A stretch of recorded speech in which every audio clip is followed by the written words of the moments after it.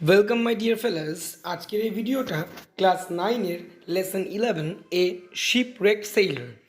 শিপরেক sailor কথার অর্থ হচ্ছে এক জাহাজচ্যুত নাবিক, অর্থাৎ জাহাজ কোনো কারণে সে ঝড়ের কবলে বা কোনো কারণে সামুদ্রিক কোনো গোলযোগের জন্য ওটা চ্যুত হয়েছে, তা সেই নাবিককে নিয়ে আমাদের এই টেক্সট। এটা রাইটার নাম হচ্ছে ড্যানিয়েল ডিফো। এবার অ্যাকচুয়ালি এটা যে টেক্সটটা, এটার আসল নাম হচ্ছে রবিনসন ক্রুসো। এটা আসলে একটা উপন্যাসের অংশ। এই রবিনসন ক্রুসো এক বিখ্যাত উপন্যাস, যেটা ড্যানিয়েল ডিফো লিখেছিলেন। সেটা মোটামুটি 200-300 পাতার একটা গল্প, সেটাকেই তোমাদেরকে ছোট করে তুলে ধরেছে। এই গল্পের যে প্রোটাগনিস্ট বা মেইন ক্যারেক্টার, তিনি আসলে একটা আইল্যান্ডে গিয়ে পড়েছিলেন। তো ওনার নাবিকরা বা ওনার যে সহনাবিকরা, ক্রিউ মেম্বার যারা ছিল, তাদের কোনো খবরাখবর ছিল না। উনি একাই ওইখানে 28টা বছর কাটিয়েছিল। তারপরে ওনার কী হয়েছিল না হয়েছিল এটা আমি পুরো টেক্সটের পরে বলবো। তবে তোমাদের এই টেক্সটে 28 বছর বলেনি, উনি ওইখানে কাটিয়েছিল তার প্রথম একটা বছরই তোমাদের এই টেক্সটে ক্লাস 9-এ দিয়েছে। চলো আর সময় নষ্ট না করে একেবারে টেক্সটে আসা যাক। On September 30, 1659, I, miserable Robinson Crusoe, being shipwrecked during a violent storm, came on shore on this dismal island. 1659 সালের সেপ্টেম্বরের 30 তারিখে আমি, দুর্বিষহ রবিনসন ক্রুসো, এক ভয়ঙ্কর ঝড়ের কবলে পড়ে এই জাহাজচ্যুত হয়ে এই দ্বীপে এসে পড়েছিলাম। I call it the island of despair. আমি এই দ্বীপটার নাম দিয়েছি হতাশার দ্বীপ। I was almost dead and the rest of my ship's company was drowned. আমি তো প্রায় মারাই গিয়েছিলাম, আর আমার জাহাজের অন্যান্য যারা সঙ্গী সাথী ছিল তারা তো ডুবেই গিয়েছিল। I had neither food, house nor clothes. আমার না ছিল খাবার, না ঘরবাড়ি, নাই বা জামা কাপড়। I feared I would be devoured by wild beasts. আমার তো মনে এই ভয় করতে লাগলো যে বন্য প্রাণীরা আমাকে না আত্মসাৎ করে নেয়। When night came, I slept in a tree for fear of wild creatures. যখন রাত ঘনিয়ে এলো তখন তো আমি বন্য প্রাণীর ভয়ে গাছে উঠে রাত কাটালাম। It rained all night. সারা রাত ধরে বৃষ্টি হলো। The rain continued through the next day with gusts of wind. বৃষ্টি তো চলতেই লাগলো পরের দিন জুড়ে, সাথে ছিল দমকা হাওয়া। Only a wreck of my ship was to be seen at low water. ওই ভাটার জলে আমাদের ওই জাহাজের কিছুটা চ্যুত অংশ দেখা গেল। I swam to the wreck to rescue and secure my survival, some food and other provisions. আমি সাঁতরে গেলাম জাহাজের ওই ভাঙা অংশটাতে, যে আমার বেঁচে থাকার জন্য খাবার বা অন্যান্য কিছু প্রয়োজনীয় যদি কিছু উদ্ধার করে আনা যায়।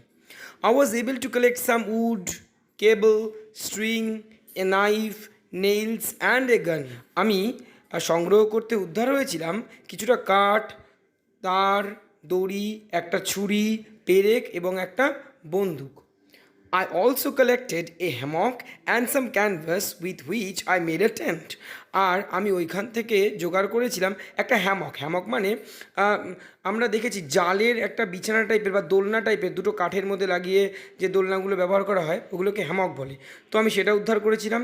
কিছুটা কাপড় যা দিয়ে আমি তাঁবু খাটিয়েছিলাম। I got some ink and paper. আমি কিছুটা কালি এবং কাগজও এখান থেকে পেয়েছিলাম।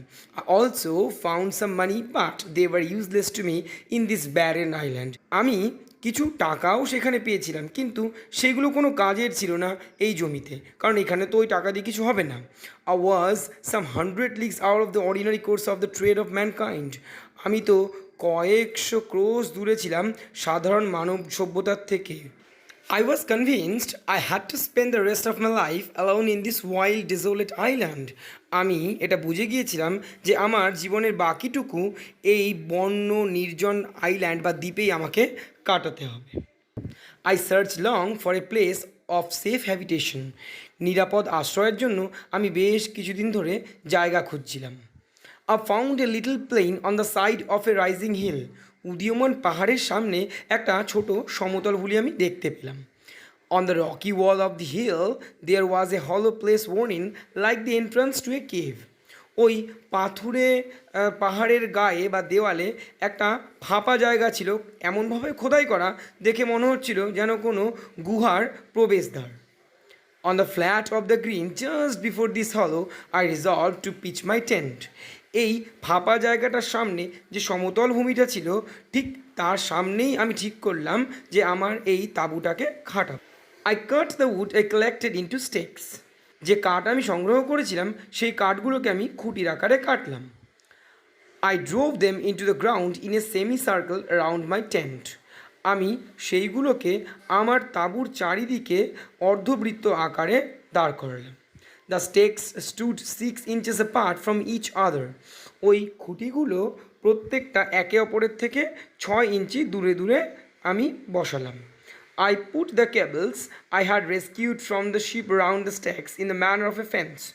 আর আমি জাহাজ থেকে যে তার এনেছিলাম সেই তারগুলো দিয়ে ওই খুঁটিগুলোকে এমনভাবে বাঁধলাম যেন মনে হচ্ছিল বেড়া বানিয়েছি। I used a short ladder to go over the fence. আর ওই বেড়া টপকানোর জন্য আমি একটা ছোট মই ব্যবহার করলাম। তার মানে ও আসলে যেটা তৈরি করেছে সেখানে কোনো দরজা রাখেনি, কারণ ও না হলে মই কেন ব্যবহার করে টপকানোর জন্য।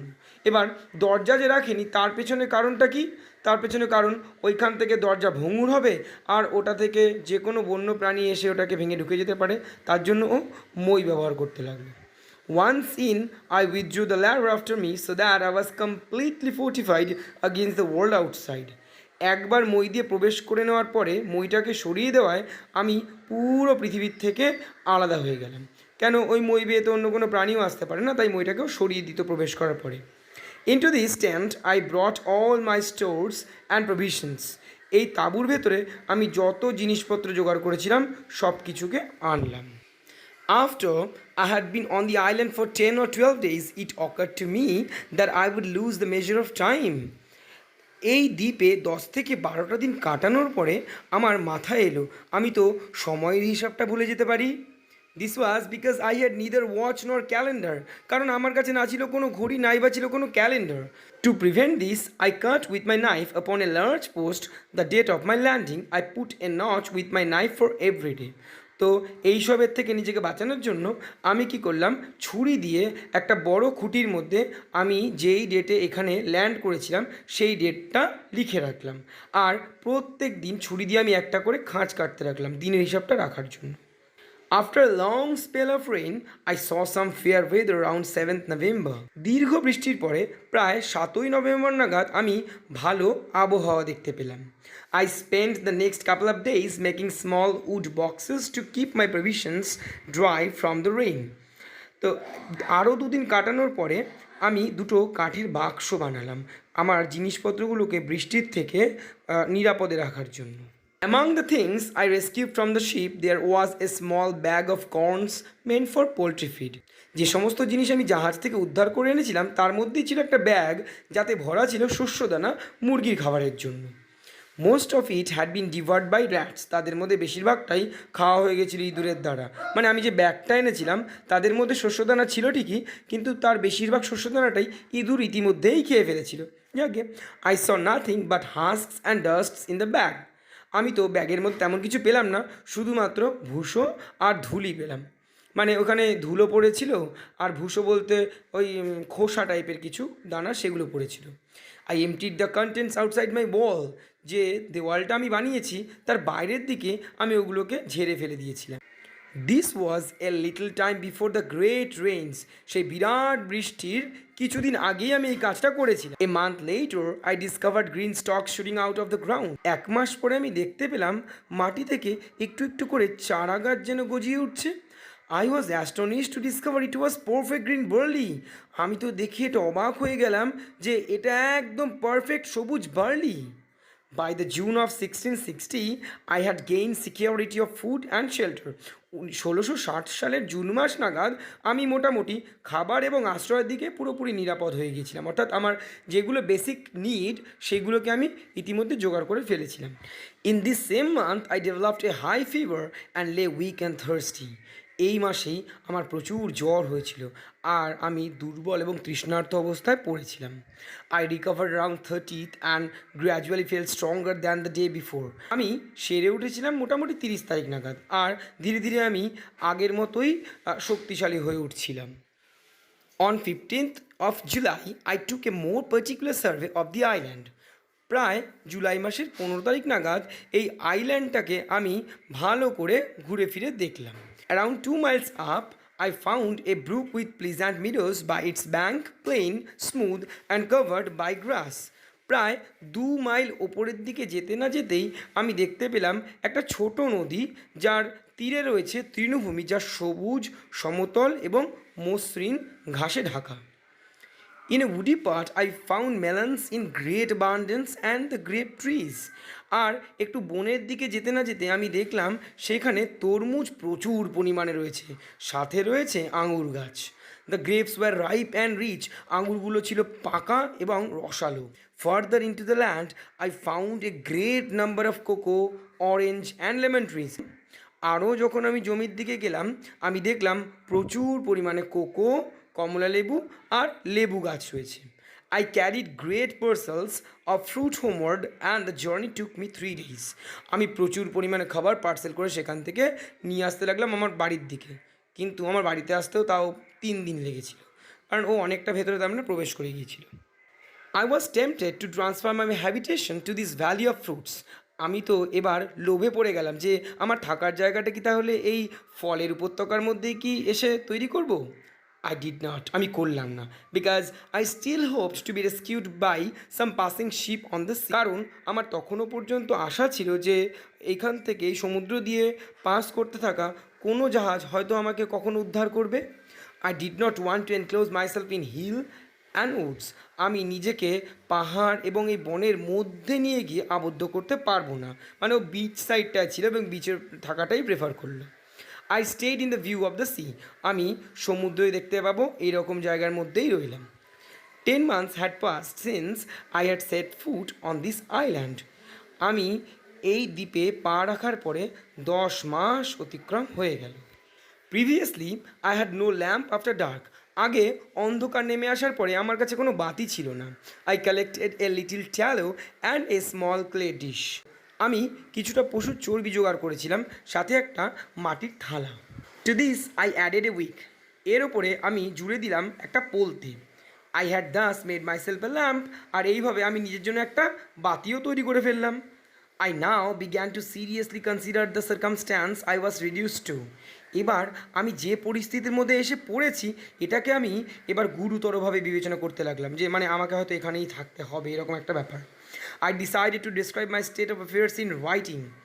আমি আমার দৈনন্দিন জীবনের সমস্ত ক্রিয়াকলাপগুলোকে লেখনীর মাধ্যমে রাখার সিদ্ধান্ত নিলাম। I began to keep a journal of everyday's employment. আমি শুরু করলাম আমার প্রত্যেক দিনের কাজকর্মগুলোকে লিখে রাখার কাজটা। I could not include all particulars because gradually I ran out of ink. আমি সমস্ত কিছু লিখে উঠতে পারিনি, কারণ ধীরে ধীরে কালি তো শেষ হয়ে গিয়েছিল। I found by the notches I cast on the post it was September 30th again. আমি ওই যে খুঁটির ওপরে দাগগুলো দিতাম, দিতে দিতে খেয়াল করলাম কি আমি আবার সেই সেপ্টেম্বর 30 তারিখে পৌঁছে গেছি। I had spent 365 days on this island. আমি এই দ্বীপে 365টা দিন কাটিয়ে ফেলি। তো যেমনি গল্পের শুরুতে আমি তোমাদেরকে বলেছি যে অ্যাকচুয়ালি উনি 28 বছর কাটিয়েছিল, তার মধ্যে তোমাদেরকে একটা বছর দিয়েছে। এবার 28 বছর পরে ওনার কী হলো, এটা আসলে বিরাট বড় একটা টেক্সট। 28 বছরের পরে উনি একটা সময় উদ্ধার হয়েছিল, তার মধ্যে অনেক ঘটনা ঘটেছিল। মানে কিছু ক্যানিবালস বা মানুষ খেকোদের অ্যাট্যাক তাকে সহ্য করতে হয়েছিল। সেইখানে কোনো একটা মানুষের সাথে তার পরিচয় হয়েছিল যে কথা বলতে পারে না, যাকে কিনা তিনি নিজে সমস্ত কিছু শিখিয়েছিলেন, এবং সেই মানুষটাকে আমার এই রবিনসন ক্রুসো তাকে নিজের চাকর হিসাবে কাজে লাগাতেন। তো যাকে শেষ পর্যন্ত রবিনসন ক্রুসো 28 বছর পরে উদ্ধার হয়েছিলেন এবং নিজের দেশে ফিরে যান। পরে আবার রবিনসন ক্রুসো কোনো এক সময় এই আইল্যান্ডেও ফিরে এসেছিল। তবে রবিনসন ক্রুসোর পরে বিয়ে করে, বউ বাচ্চা হয় এবং স্বাভাবিক মানুষের মতো জীবনযাপন করেছিল এখান থেকে ফিরে যাওয়ার পরে।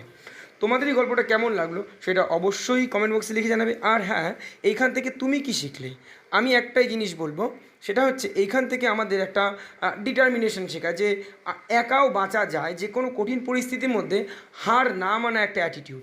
তোমার যদি মনে হয় আমি যেটা বললাম সেটা অবশ্যই তুমি এখান থেকে শিখতে পেরেছো, অবশ্যই ভিডিওটাকে একটা লাইক করে দেবে আর বন্ধুদের মধ্যে শেয়ার করতে ভুলবে না। ঠিক আছে, তোমার ক্লাসের এবং অন্যান্য ক্লাসের এই সমস্ত ভিডিও, পাশাপাশি গ্রামার পেতে এই চ্যানেলটাকে অবশ্যই সাবস্ক্রাইব করবে। ঠিক আছে, আজকের এই ভিডিওতে এতটুকু থাক, বাকি কথা পরের ভিডিওতে হবে। Till then goodbye and have a nice day. By.